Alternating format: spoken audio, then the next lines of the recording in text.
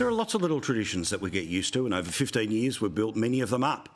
One of them is that the last time we are on television before an election, we have a conversation with two blokes who I spend a lot of time with on the phone, a lot of time with personally, arguing and discussing about this and about that, and what do you think of this, and have you seen that? They, of course, are legends of their party, none other than Stephen Conroy and Michael Kroger. Gentlemen, both are in Melbourne. I wish I was there with you now, but alas, the man cave, it does not take care of itself. Lads, how do we feel, apart from results, all the rest of it, right? This is the time where rubber hits the road. What's it like when you are either in head office or sitting around a cabinet table a couple of days out, regardless of all the information? What's it like just before an election, Michael? Mate, it's chaos, to be honest. Everyone's got an opinion. Everyone can tell you why that one was wrong, and you should have done this, and we should be doing that, and donors haven't sent their money in, candidates complaining, people are sick. On the other hand, if you're winning, it's very different. It's like, oh, mate, aren't we magnificent? Those advertisers, ads were great, candidates magnificent, best candidates we ever had, policies fantastic, state directors wonderful, the leaders are genius. So the answer is to your question, it depends whether you're winning or not, mate. And it's a very different response. Yeah.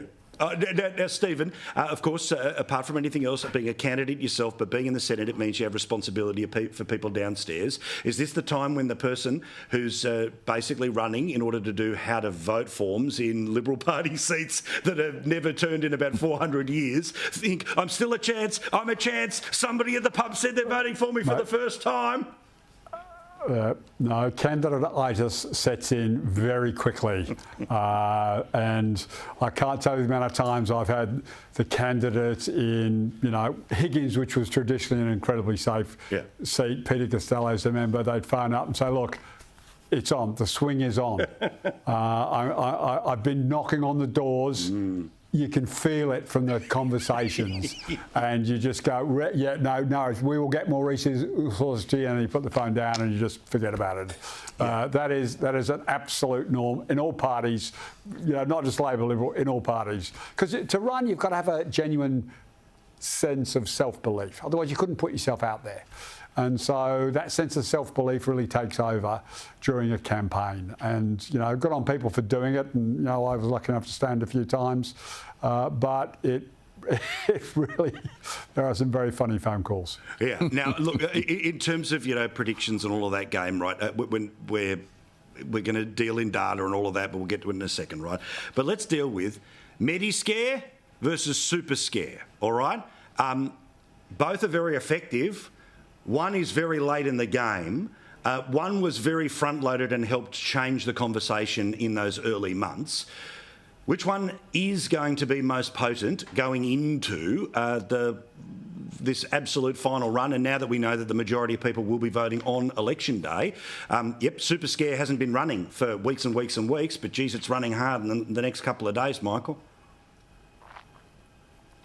Mate, it is running hard, but those with super balances over 3 million are not that many. Those with a Medicare card are quite plentiful. So Medicare is a much more effective weapon.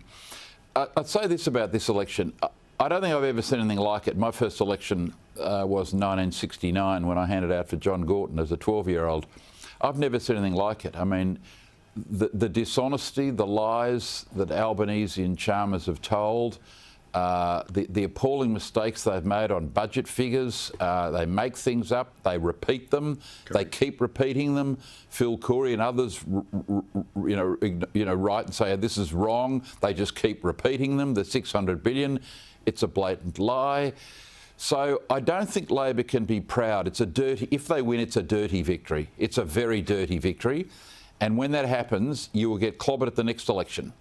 So one of the reasons Short lost in 19 wasn't just because of the tax rises he proposed, but because, mate, people felt badly that they'd been conned by him in 16. Good point. So Albanese, if he wins on Saturday, he's going to have a legacy of people saying, mate, you conned us, right? You conned us on Medicare. It was never going to be abolished, cut, slashed, burned. Nuclear was never going to cost 600. You just go through the whole list of these things.